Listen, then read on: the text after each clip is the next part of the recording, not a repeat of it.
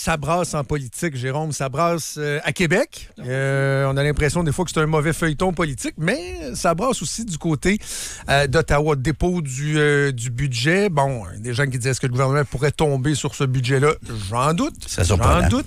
Mais ça brasse aussi dans les rangs conservateurs. Le député Chris d'Entremont qui a traversé la Chambre, carrément, est allé vers ses ennemis jurés, vers le Parti libéral du Canada. Et là, bon, on parle de peut-être d'autres rumeurs aussi de défection. Des belles photos avec Mélanie Joly, comme ça, comme si de rien n'était. On est rendu libéral. Voilà. De toute beauté. Voilà. Notre prochain invité était de passage à la Chambre de commerce de Québec pour réagir au dépôt du budget, justement, du gouvernement Carney. Il est le chef du Parti conservateur du Canada, chef de l'opposition officielle, Pierre Poilievre, qui est en studio avec nous. Monsieur Poilievre, bonjour. Bonjour. Bonjour. J'ai pas le choix de commencer par la situation politique à l'intérieur de votre parti. On va évidemment parler des autres enjeux, mais là, il y a M. d'Entremont qui a quitté, il y a d'autres noms qui circulent. Est-ce que vous avez l'assurance qu'il n'y aura pas de fuite, d'autres fuites vers vos opposants du Parti libéral du Canada? Pas à ce que je sache.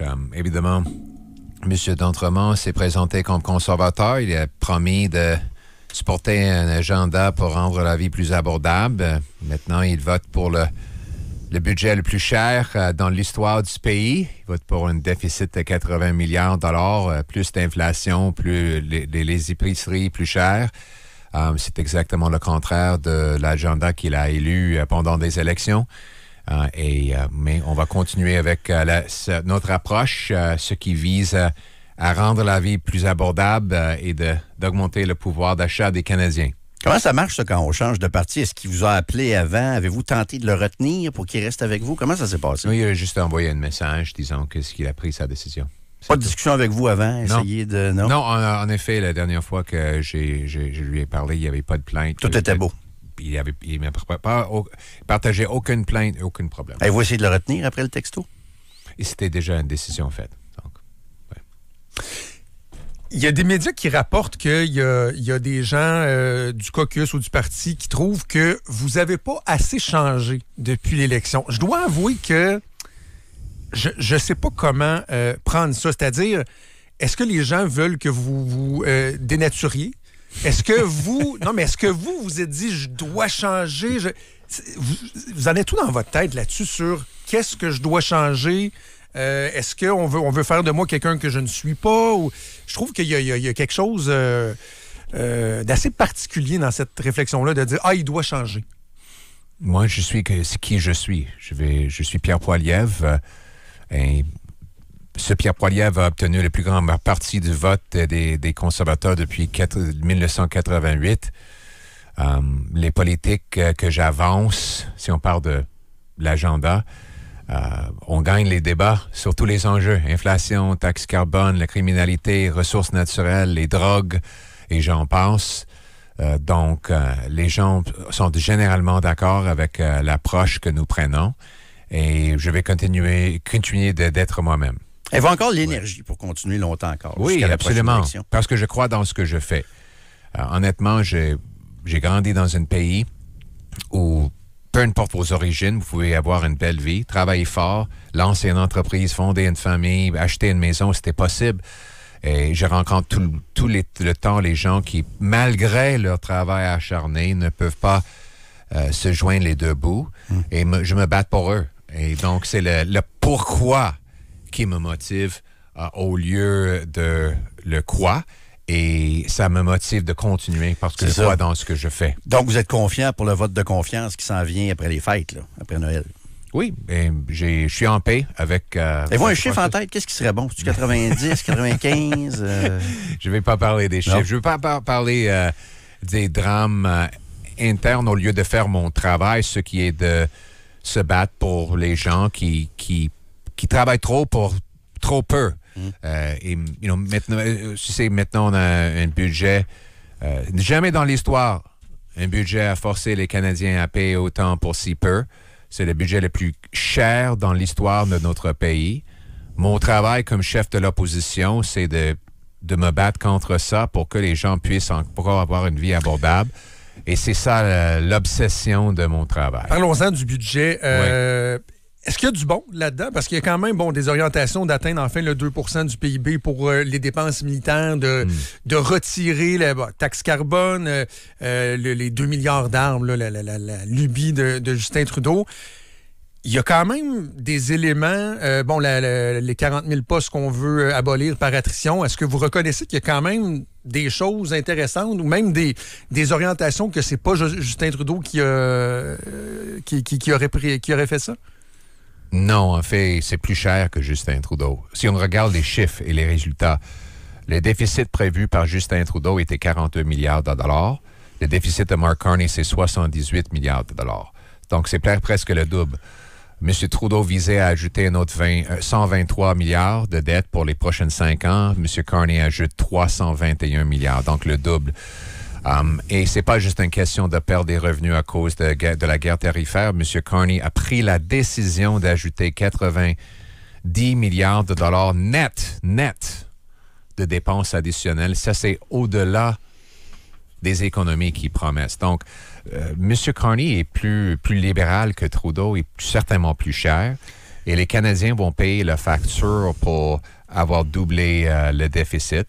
Et on voit déjà que l'inflation est encore au retour. Le coût des aliments augmente depuis l'arrivée au pouvoir de M. Carney. Vous parlez de taxe carbone. Il y a toujours une taxe industrielle de carbone qui augmente le prix de logement parce que quand on taxe l'acier, l'aluminium, le plastique, le ciment, vous taxez les bâtiments et les maisons. Une taxe carbone libérale aussi augmente le prix de nourriture parce que quand on taxe les équipements des fermiers, on taxe la nourriture. Donc, c'est un gouvernement qui est encore plus cher maintenant et pire que Trudeau. Si cette semaine, ça avait été le dépôt du premier budget du gouvernement Poilievre, qu'est-ce qui aurait été différent pour diminuer les dépenses, diminuer la dette, soutenir l'économie, aider nos entreprises qui font face aux tarifs douaniers? Comment vous auriez fait ça différemment pour pas augmenter, vous, la dette, la diminuer, mais assurer les investissements qui sont nécessaires et tout? Des vraies réductions dans la bureaucratie. M. Carney fait des promesses, mais il n'a pas, depuis son arrivée il y a 7 mois, il augmente le coût de la bureaucratie. Moi, je vais le couper. On va couper les consultants. On dépense maintenant 26 milliards de dollars sur les consultants, soi-disant 1400 dollars pour chaque famille canadienne, juste pour payer les consultants qui font quoi? Le travail des fonctionnaires. Donc, il y a 100 000 plus d'eux autres. On va couper la BS coopérative, l'aide à l'étranger, l'argent versé aux faux demandeurs d'asile, et j'en passe pour réduire le coût. Et parlons de l'investissement, parce que le gouvernement dit qu'il faut des déficits pour investir. Moi, je veux de l'investissement privé. Donc, il faut éliminer les lois anti-développement pour rapidement approuver les projets privés, les mines, les pipelines, les oléoducs, les ports, les expansions des projets économiquement privés qui coûtent rien au gouvernement, en fait, qui génèrent des revenus de taxes. C'est comme ça que j'aurais agi. C'est ça, parce que sur là-dessus, lui, il a annoncé 51 milliards là, pour des infrastructures, mais les provinces voulaient 100 milliards. Monsieur Girard, ici, là, il n'est pas de bonne humeur. Lui, il dit que c'est passé. Les provinces en veulent plus. Qu'est-ce que vous auriez fait là-dessus, vous, sur cette question-là? Est-ce que ça aurait été encore de stimuler le privé? Parce que les provinces trouvent que c'est passé ce que Carney a donné hier. Premièrement, il faut reconnaître que chaque dollar le gouvernement dépense sort de vos poches. Le gouvernement n'a pas d'argent. Oui, et qu'elle dites-vous? Donc, que ce soit dans l'inflation présente ou que ce soit dans les augmentations de taxes et impôts au futur, ça sort de vos poches. Et les Canadiens ne peuvent plus payer. Donc, dépenser l'argent qu'on n'a pas pour des choses dont on n'a pas besoin, c'est irresponsable pour la mère monoparentale, la personne âgée ou les petites entreprises qui ont de misère à payer les prix déjà trop élevés. Est-ce que c'est ce que vous répondez à Éric Girard qui dit que c'est passé? Puis peut-être au maire de Québec qui a besoin d'argent pour son tramway aussi qui a besoin de l'argent du fédéral. Est-ce que c'est ça votre réponse? Je ne vais pas diriger mes commentaires à une personne ou une politicien, mais je vais dire à tous les politiciens à travers le Canada, je ne suis pas un guichet. L'argent que je devais dépenser comme premier, c'est pas mon argent. Ça sort des poches des Canadiens qui paie déjà trop. On a doublé la dette nationale en 10 ans et qu'est-ce que c'est le résultat? Moins d'investissement, double coupe de logement, doubler des files d'attente aux banques alimentaires. Et c'est assez, il faut contrôler les dépenses pour rendre la vie abordable.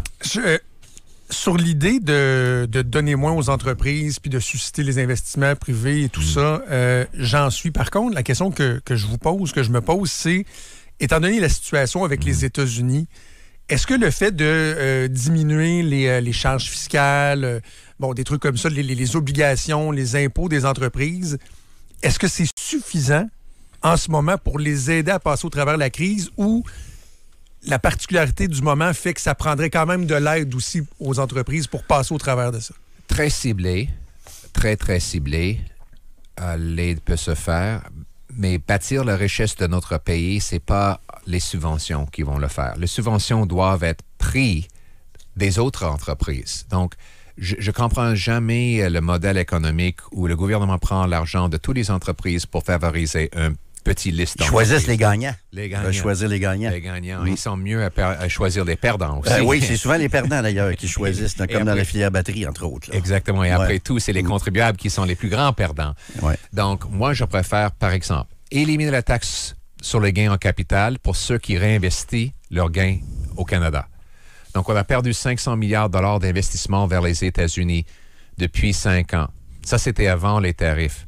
Disons à ces entreprises qui investissent aux États-Unis, vous vendez vos actifs aux États-Unis, vous les réinvestissez ici au Canada, créant des emplois, bâtissant des usines. Vous allez payer 0 en taxes en gain en capital. Même chose pour maman, papa avec leur petit magasin qu'ils vendent. Au lieu d'acheter le S&P 500 aux États-Unis, achète des investissements au Canada, pas de taxes. Ça va stimuler une bombe d'investissement ici au Canada. Parlons des tarifs, justement, M. Poilievre. Moi, je critique souvent M. Carney ici en ondes parce qu'il n'y a pas de résultats là, avec Donald Trump. Les gens me disent sur nos textos, « Ouais, mais qu'est-ce que M. Poilievre ferait de mieux que M. Carney actuellement? » Parce que là, les tarifs ont augmenté depuis que Carney est arrivé. Les entreprises déménagent. Packard, entre autres, à Sainte-Thérèse, déménage sa production ailleurs. GM, Stellantis. Comment vous géreriez Donald Trump actuellement mieux que Mark Carney actuellement, M. Poilievre? Je vais juste répéter ce que vous avez fait. C'est lui qui a promis d'avoir une deal avant le 21 juillet. Pas de deal. Et c'est lui qui avait promis d'éliminer les tarifs. Les tarifs ont doublé. C'est lui qui a promis d'avoir des marchés outre-mer. Mais les tarifs de l'Inde, de la Chine, de l'Angleterre sont tous augmentés. Alors, il a brisé cette promesse. Personne ne peut contrôler Donald Trump. J'ai jamais promis dans les élections, contrairement à M. Carney, que j'allais pouvoir contrôler Donald Trump. Ce qu'on peut contrôler, c'est de rendre notre économie plus souveraine et autonome. Et la seule façon de le faire, c'est que le gouvernement se tasse du chemin. Oui, mais il y aurait quand même des négociations avec les États-Unis sous un gouvernement Poilievre. Et on va négocier. Ce qu'on a à offrir, c'est de dire qu'on va faire plus sur la question militaire parce que les Américains ont raison qu'on doit investir plus dans notre militaire ici au Canada. Mais au retour, on va dire que la collaboration militaire doit se faire avec une collaboration économique en éliminant les tarifs les deux côtés de la frontière et intégrant plus de libre-échange. Okay. C'est ça l'offre que je ferais. Est-ce que vous iriez jusqu'à renoncer à la gestion de l'offre? Je propose pas ça et honnêtement, à ce que je sache des négociations, c'est pas quelque chose qui est primordial pour les Américains en ce moment. En rafale, le budget, est-ce que vous pensez qu'il va passer avec le NPD? Puis est-ce que vous souhaitez partir en élection dès maintenant? Moi, je souhaite un budget. On a mis un amendement qui va changer le budget. Je souhaite un budget abordable pour des vies abordables pour les Canadiens. Et c'est ça ma priorité. S'il y a une élection, c'est parce que M. Carney, qui a déposé un budget très cher, veut une élection bientôt. Moi, je crois qu'il veut une élection. Pourquoi? Parce qu'il ne réalise pas les promesses. Il peut maintenant simplement dire « Ah, c'est pas ma faute, j'ai été empêché par la méchante opposition, j'avais pas de temps. » Mais il ne réalise pas ses promesses, il n'est même pas proche à réaliser ses promesses. Mais on verra ce qui va se produire la semaine, dans à peu près 10 jours quand le vote aura lieu. Si jamais on repartait en élection, Bon, il y aurait des engagements et tout ça. Vous avez vu les résultats de l'élection municipale ici à Québec. Le maire Marchand qui a été réélu, près de 50 des voix. Si on prend les autres candidats qui proposaient un tramway aussi, on est à 60 d'appui au tramway. Est-ce que vous reviendriez à la charge avec votre promesse de ne pas financer le tramway ou vous dites il y a quand même une volonté qui s'est exprimée?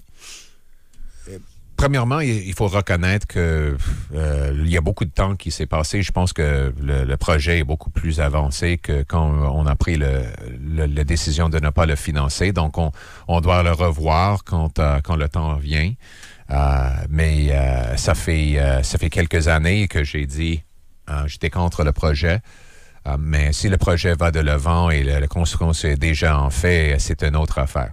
Donc, on verra la situation. Allez-vous le financer? Parce qu'il manque de l'argent, là. On doit recevoir une application et le considérer. Le 150 millions à Radio-Canada donné par M. Carney, comment vous interprétez ça? On dirait qu'il ne veut pas être attaqué par les chroniqueurs et les journalistes de Radio-Canada. C'est ma perception. Il veut acheter la paix, il ne veut pas se faire critiquer parce qu'il coupe dans la fonction publique. Quelle est votre interprétation à vous? Honnêtement, on n'est pas en mesure d'augmenter les dépenses comme ça. Je trouve ça aberrant quand on a un déficit de 78 milliards de dollars de continuer d'augmenter les dépenses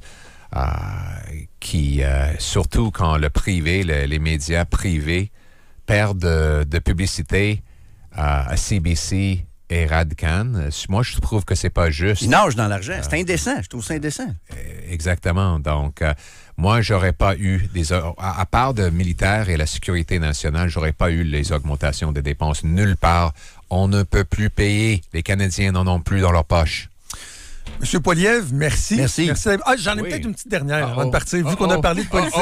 Une petite question du champ gauche, vu qu'on a parlé de politique municipale.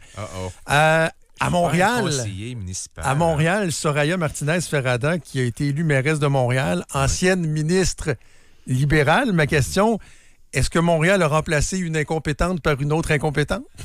Je la connais pas, honnêtement. Je sais qu'elle était impliquée dans le gouvernement Trudeau, mais je la connais pas, honnêtement. J'ai pas suivi sa campagne. J'ai remarqué en passant qu'il y a des conservateurs élus partout au Québec aussi. On a Yves Lévesque est élu à Shawinigan. On a 3 conservateurs élus dans le West Island de Montréal. Lévis, Stephen Blaney aussi.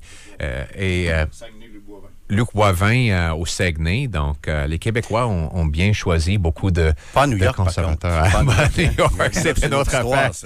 Je ne peux pas contrôler New York. C'est loin pour moi. Je posais la question pour Mme Martinez-Ferrada parce que vous aviez déjà dit que Valérie Plante était incompétente dans les dossiers de logement. Et Bruno Marchand, donc c'était comme une boutade que je vous lançais. Vu que c'était une adversaire politique, Mme Martinez-Ferrada. Monsieur Poilievre, merci d'être passé en studio. Merci de l'invitation. Jean Poilievre, chef du Parti conservateur du Canada.